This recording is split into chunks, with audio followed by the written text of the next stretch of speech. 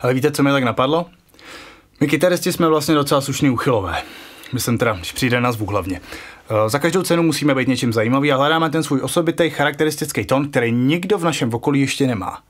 Někteří z nás jsou schopní zajít tak daleko, že mají x různých kytar a v nich různý snímače, že ho vyzkoušíme všechno možný, protože hledáme to správný mojo. Pak na to taky natáhneme všechny existující druhy strun, protože potřebujeme, aby měli ten správný zvuk a feel.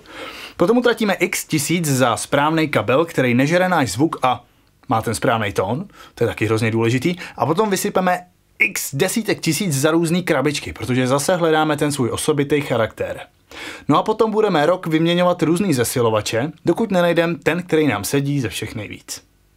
No a potom většina z nás, 90% řekl bych, šáhne po naprosto provařený V30kový bedně, zpravidla po 412 nebo 212 od Marshallu, Orange nebo Messi. A na tom samozřejmě není špatnýho, protože tyhle bedny jsou prostě prověřený, fungují a většina našich idolů na ně hraje, tak to nemůže být blbý, že jo. No ale vraťme se k tomu, co jsem říkal, a to k tomu, že každý z nás hledá nějaký svůj osobitý charakter a zvuk. No a říká se, nebo jsem někde četl, že Reprobox ovlivňuje zvuk až ze 30%. A proč o to meluje to, že tady za mnou je bedna od české značky Coffee Custom Caps, my máme dvě v našem studiu Sound Device, kde natáčím, a já jsem si jednu vzal domů na test, rád bych vám o tom něco pověděl.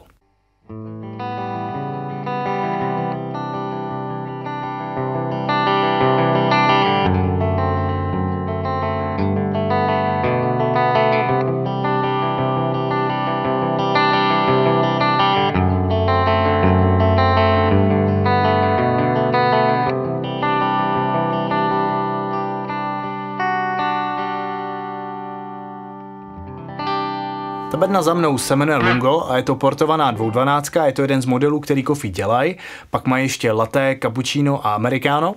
No a jak už název Coffee Custom Caps napovídá, tak jsou to custom věci, to znamená, že když si u nich objednáte bednu, tak si můžete naporoučet skoro co chcete, hlavně i co se týče konfigurace repráků.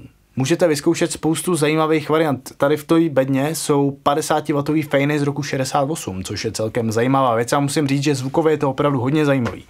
No a z čeho Coffee dělají?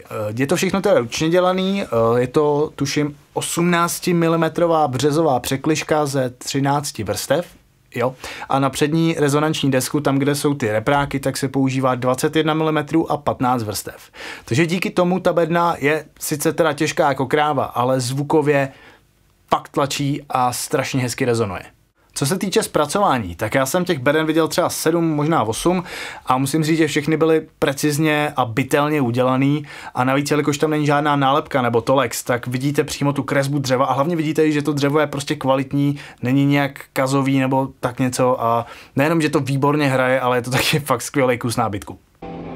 Já se teda s klukama z Coffee taky znám osobně, jak jsem říkal, je to kompletně česká značka a já jsem byl s nima ještě s Tonem Salvou ze Salvation Moss letos ve Frankfurtu na veletrhu Musikmesse, kde měli malý stánek.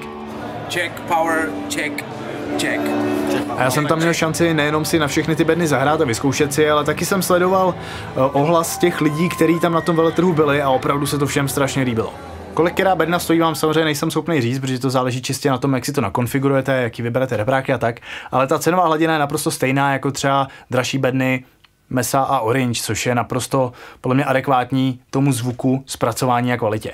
No a co se týče toho zvuku, tak ten asi nejsem schopný nijak objektivně posoudit, protože to je čistě o té kombinaci aparátu, kytary, případně krabiček, rukou a taky uší, protože je to o tom osobním vkusu, takže můžu maximálně říct svůj subjektivní dojem a ten je dobrý, protože v porovnání s mojí Orange 212, kde mám V30, který teda běžně používám, tak tahle ta bedna má mnohem srozumitelnější a konkrétnější spodek.